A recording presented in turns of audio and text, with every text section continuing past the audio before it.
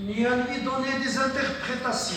C'est ce qu'on appelle, c'est pourquoi il a été appelé Ibn Hazm al-Zahir.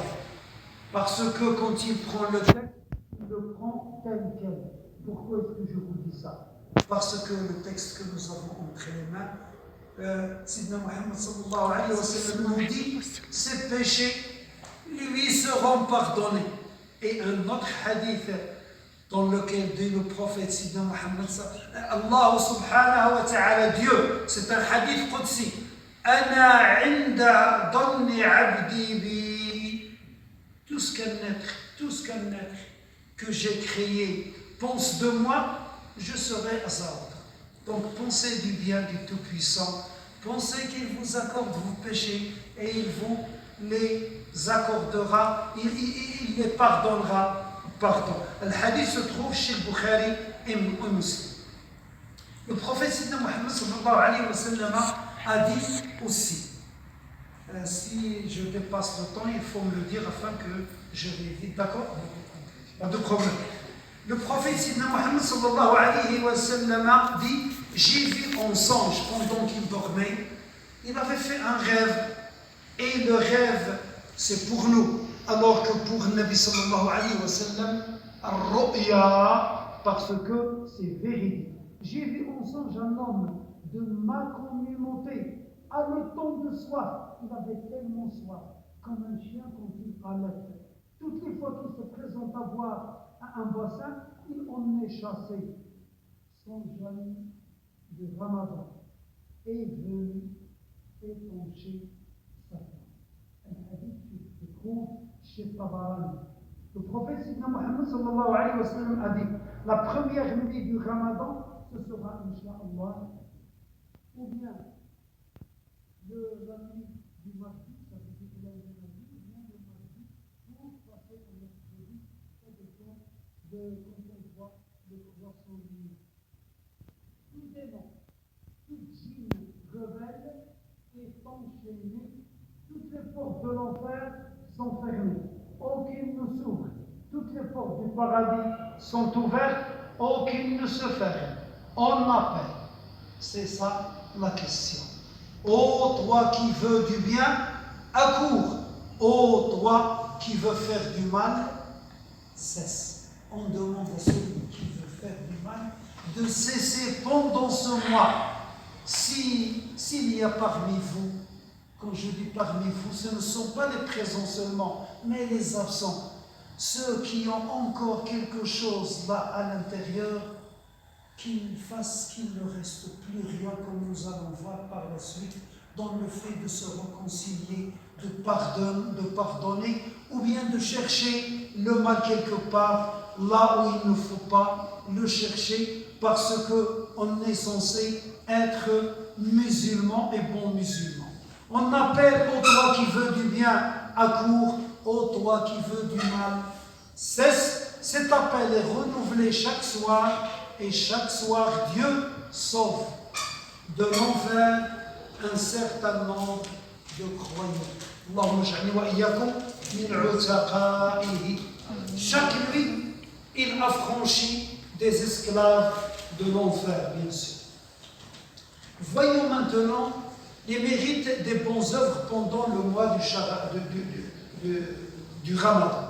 Quelles sont les bonnes œuvres auxquelles on doit adhérer pour plaire au Tout-Puissant? On commence par une chose qui nous est un peu chère, qui nous est difficile, que nous ayons énormément d'argent ou bien que nous ayons peu d'argent. C'est la charité.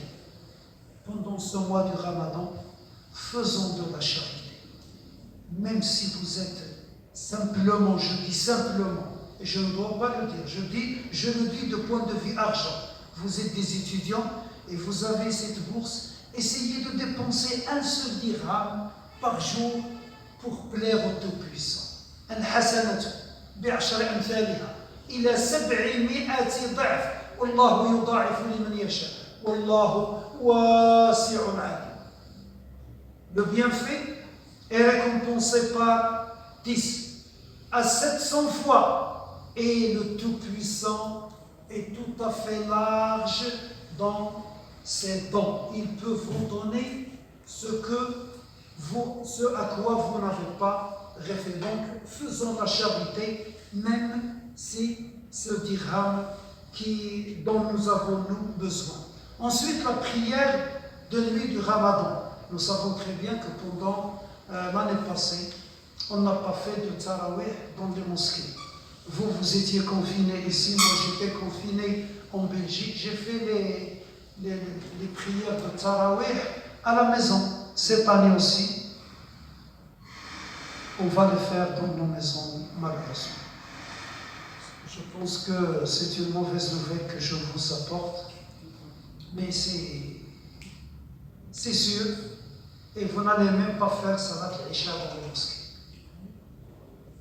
Il y aura seulement Dhuhr, l'Asr, le Maghrib, le Subh, l'Isha dans les maisons et Tarawih dans les maisons. Mais que ce ne soit pas un prétexte pour oublier Tarawih. Si je ne vais pas à la mosquée, j'ai une mosquée à la maison. Ceux qui nous ont précédés avaient toujours un lieu appelé mosquée chez eux, à la maison. Dans une chambre, dans une pièce, dans un hall, dans un couloir, quelque part dans la maison, il y a toujours un tapis, il y a un Coran, il y a un chapelet. Ça ressemble, ce sont les aires de la mosquée. Quand j'ai besoin de me recueillir, je vais là-bas, je m'installe. J'ai mon livre sacré à ma droite, j'ai mon chapelet à ma gauche, j'ai des livres devant moi, je m'assois et je commence mon dhikr. C'est comme ça. Donc, dans la maison de chacun de nous, il doit y avoir une mosquée, bien petite qu'elle soit, et les porteurs de sens. Pour nous, dans nos cœurs, c'est la grande mosquée qui existe.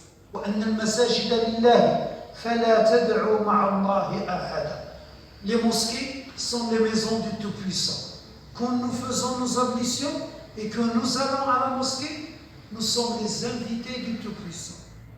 Et c'est lui qui nous reçoit, bien sûr, dans ces mosquées. Donc, il n'y aura pas de salat tarawih dans les mosquées.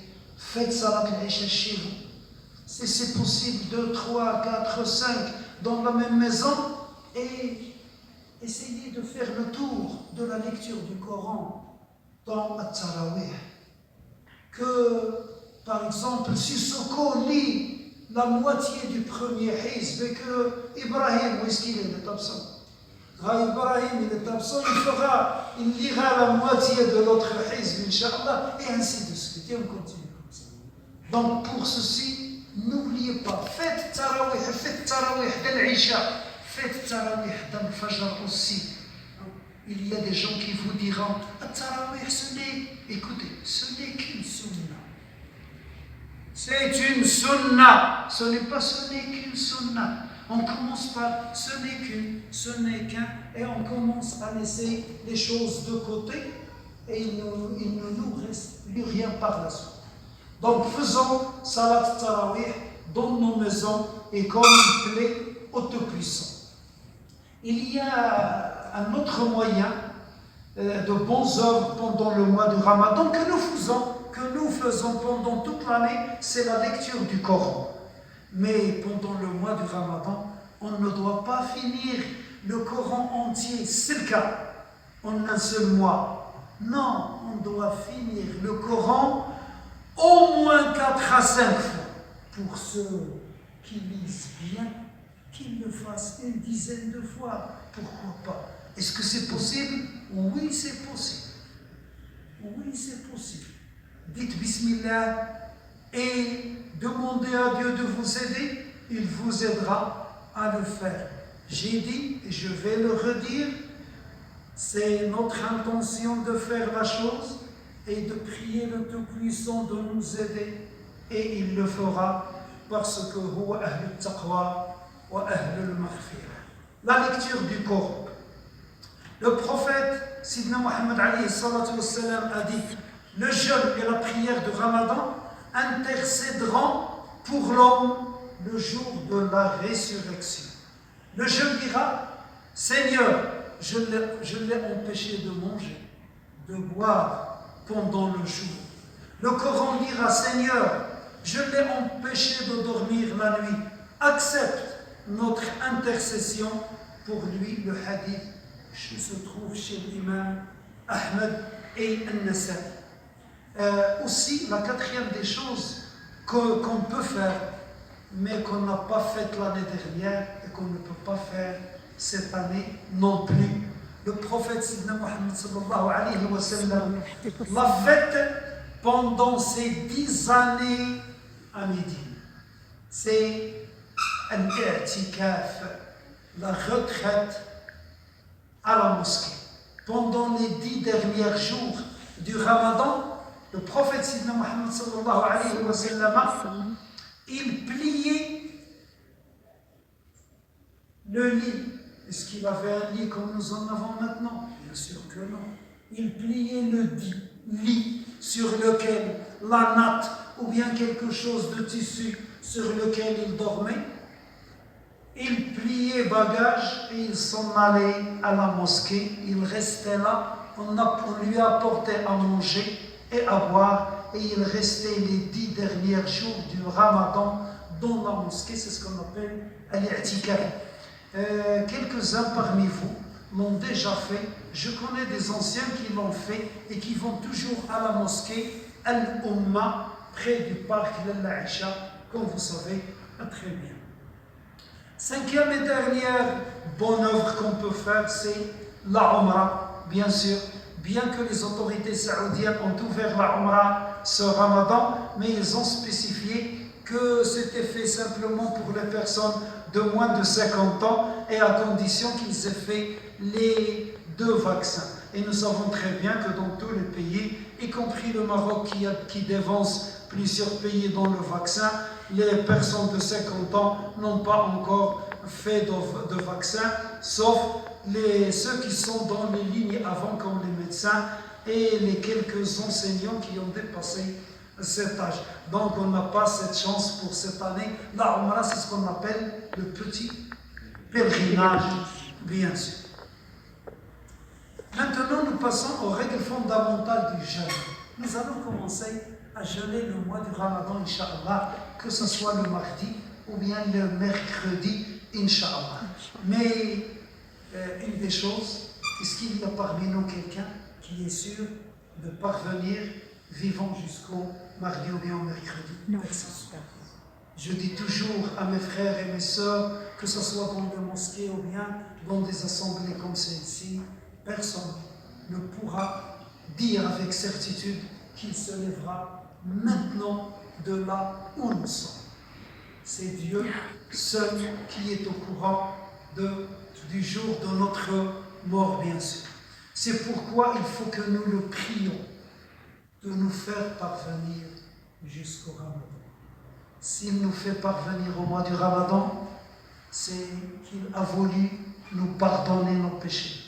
Il a voulu que nous jeûnions. Et quand on jeûne, il nous pardonne nos péchés. Et la première règle fondamentale du jeûne, c'est l'intention. An-niyatu. An-niyatu afdalu min al-amali. Vous avez une intention de bien faire. Si vous mettez cette intention à exécution, elle est multipliée par 10. Et si vous ne la mettez pas à exécution, c'est multiplié par 1. Vous avez plus 1. C'est pas comme bonne réponse plus 1, mauvaise réponse. Moins 1 dans les grands concours des classes préparatoires ou bien de la médecine. C'est moins 1. Répondez quand vous êtes sûr, quand vous n'êtes pas sûr, ne répondez pas, ce serait mieux. Donc, l'intention, c'est la ferme résolution d'accomplir le jeûne et en signe de soumission à Dieu et avec le dessein de demander sa grâce, car tout acte, quel qu'il soit, chez les musulmans, dépend de l'intention que ça inspire. Est-ce que vous avez compris le message? Tout acte, quel qu'il soit, Je vais boire pour m'étancher la gorge, pour pouvoir parler et pour divulguer la parole de Dieu. C'est mon intention.